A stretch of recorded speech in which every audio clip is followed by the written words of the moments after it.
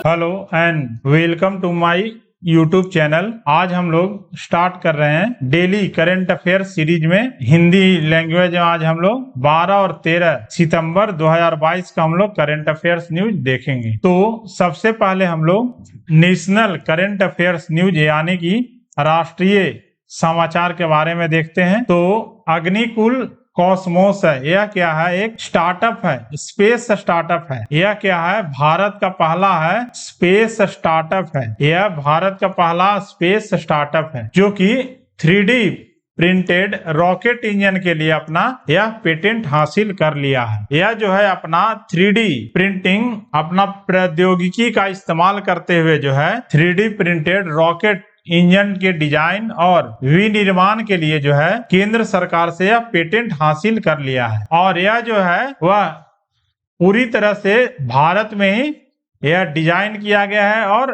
विनिर्मित किया गया है। अगला है पीयूष गोयल के द्वारा अमेरिका में जो है एक कार्यक्रम शुरू किया गया है जिसका नाम है सेतु कार्यक्रम, SETU, सेतु कार्यक्रम को यह स्टार्ट किया गया है। और इसका जो फुल फॉर्म है बदलाव और हुनरमंद बनाने के लिए उद्यमियों को समर्थन करना। यह क्या है? एक भारतीय जो स्टार्टअप है उसमें अमेरिकी निवेश को बढ़ाने के लिए जो है यह एक पहल किया गया है पीयूष गोयल के द्वारा जिसका नाम रखा गया है सेतु। और यह क्या है? जो अमेरिकी उद्यमी लोग हैं वह अगर भारत में निवेश करना चाहते हैं स्टार्टअप में तो इसको बढ़ावा देने के लिए जो है वह सेतु कार्यक्रम को स्टार्ट किया गया है। अगला है फोन पे जो कंपनी है वह 14 मिलियन डेबिट और क्रेडिट कार्ड को टोकन दिया है जो कि RBI के अनिवार्य कार्य टोकनाइजेशन के अनुरूप है। फोन पे के संस्थापक है समीर निगम और वर्तमान में जो अभी CEO भी है समीर निगम है। अगला है जो सुप्रीम कोर्ट के मुख्य न्यायाधीश थे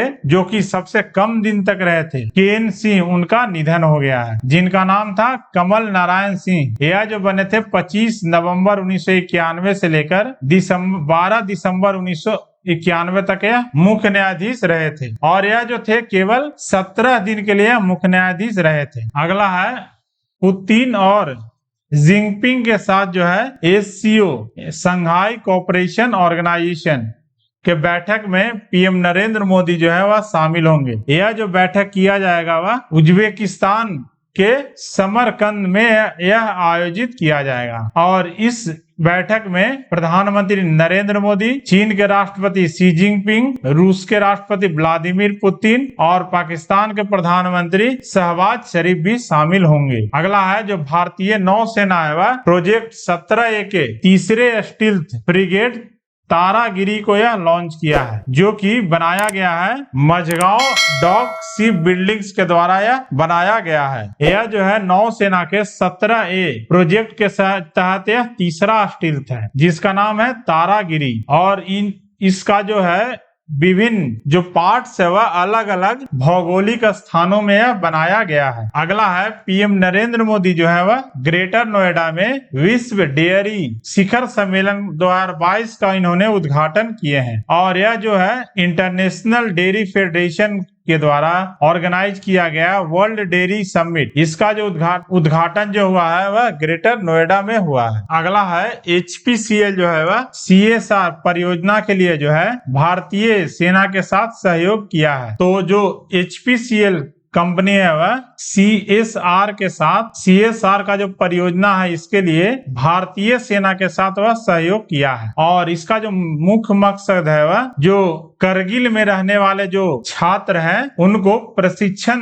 देने के लिए और मार्गदर्शन देने के लिए जो है CSR परियोजना को यह लागू किया है। इसके तहत जो है विभिन्न जो राष्ट्रीय स्तर की जो परीक्षा होती है इंजीनियरिंग और मेडिकल की, इसके लिए 50 छात्राओं को तैयार करना है। यानी इसके लिए जो परीक्षाओं के लिए 50 छात्राओं को इसके लिए तैयार करना है। अगला है मेघालय के जो मुख्यमंत्री हैं वह एक नए पोर्टल का शुभारंभ किए हैं जिसका नाम है निवासियों की सुरक्षा और सुरक्षा। यह पोर्टल को लॉन्च किया गया है जो कि मेघालय के मुख्यमंत्री हैं कॉनरैड के संगमा के द्वारा यह ऑनलाइन पोर्टल को लॉन्च किया गया है। अगला हम लोग देखते हैं अंतर्राष्ट्रीय समाचार के बारे में। तो उत्तर कोरिया जो है वह अपने खुद को परमाणु संपन्न देश घोषित कर लिया है और वह घोषणा भी कर दिया है कि अगर उत्तर कोरिया पर 100 साल के लिए भी अगर प्रतिबंध लगा दिया जाता है तो भी वह अपने परमाणु हथियारों पर काम नहीं छोड़ेगा।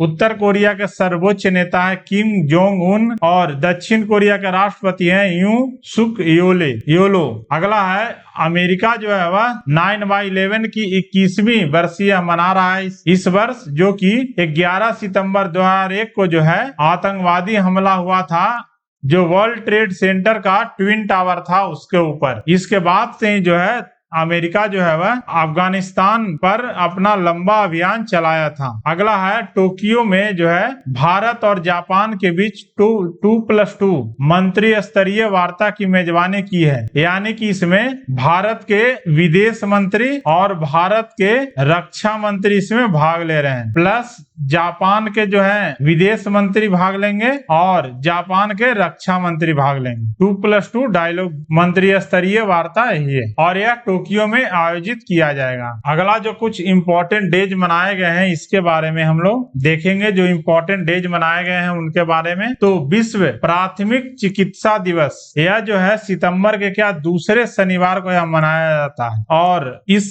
वर्ष जो मनाया गया है वह 10 सितंबर को यह मनाया गया है और इसका जो मुख्य उद्देश्य है जो हमारे जीवन में बचाव के लिए जो है प्राथमिक चिकित्सा क्यों बहुत जरूरी है, इसके लिए लोगों के बीच जागरूकता फैलाना बहुत जरूरी है कि जो लोगों को प्राथमिक उपचार दिया जाना क्यों आवश्यक है और इसके माध्यम से जो है प्राथमिक चिकित्सा प्रशिक्षण को बढ़ावा देना है ताकि जो संकट के समय जो है अधिक से अधिक लोगों को जान को बचाया जा सके। क्योंकि अगर कोई व्यक्ति जो है मामूली या कुछ गंभीर चोट या बीमारी से पीड़ित होता है तो जो है उसको तुरंत दी जाने वाली जो प्राथमिक और तत्काल सहायता है उसको हम लोग प्राथमिक उपचार कहते हैं। इस वर्ष जो थीम रखा गया हुआ है आजीवन प्राथमिक चिकित्सा। राष्ट्रीय वन शहीद दिवस, यह जो है 11 सितंबर को मनाया जाता है और यह उन लोगों के श्रद्धांजलि देने के लिए मनाया जाता है जो कि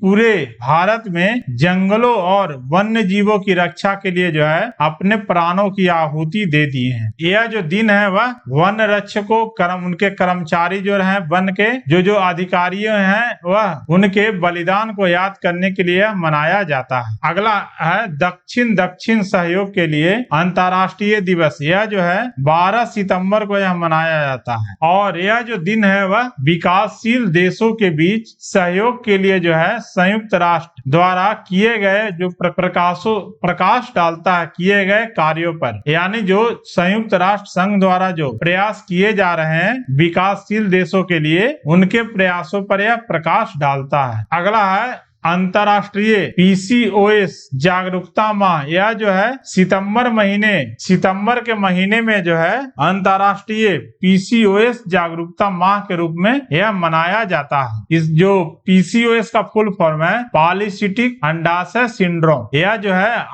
सामान्य हार्मोनल विकार है जो कि महिलाओं में बांझपन का यह मुख्य कारण भी है और यह एक अनुवंशिक हार्मोन चयापचय और प्रजनन विकार है जो महिलाओं और लड़कियों को यह प्रभावित करता है, जो कि महिलाओं में जो है बांझपन का यह मुख्य कारण भी है और यह जो है अन्य बीमारियों को भी यह पैदा करता है। अगला हम लोग देखते हैं अभ्यास से रिलेटेड जो न्यूज है, तो भारतीय सेना और भारतीय वायुसेना के बीच जो है संयुक्त अभ्यास का आयोजन किया गया है जिसका नाम है गगन स्ट्राइक, जो कि पंजाब में यह आयोजित किया गया है। अगला है पुरस्कार के बारे में हम लोग देखते हैं, तो नवतेज सरना की जो है किताब क्रिम्सन स्प्रिंग, इसको जो है साहित्य के लिए JCB पुरस्कार के लिए लंबी सूची में रखा गया है। तो नवतेज सरना की जो पुस्तक है क्रिम्सन स्प्रिंग, इसको साहित्य के लिए 2022 के JCB पुरस्कार के लिए लंबी सूची में रखा गया है। अगला हम लोग देखते हैं नियुक्तियां के बारे में, तो जो प्रधान न्यायाधीश हैं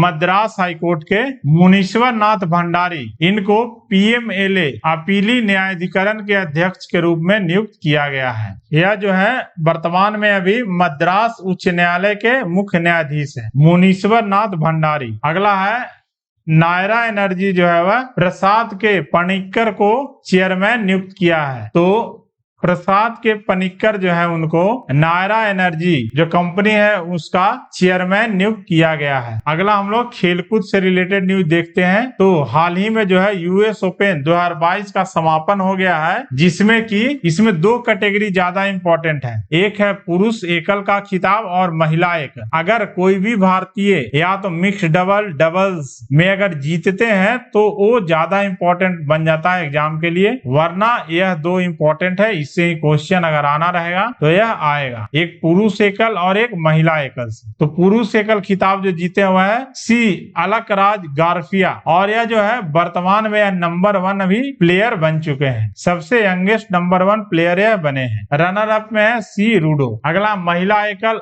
आई स्वीटेक, और रनर अप में है ओ जवेउर। जो यूएस ओपन जो है इस साल का भी सबसे लास्ट ग्रैंड स्लैम है।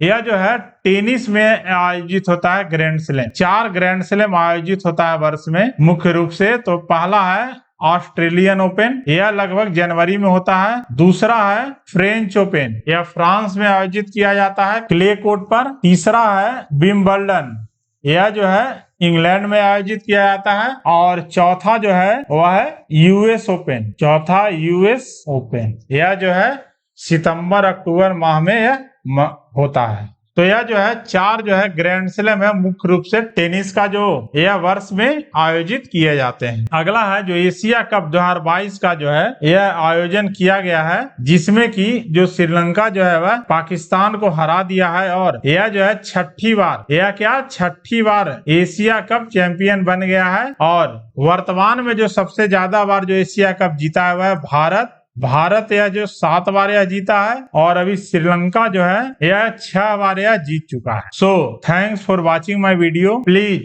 Like, subscribe and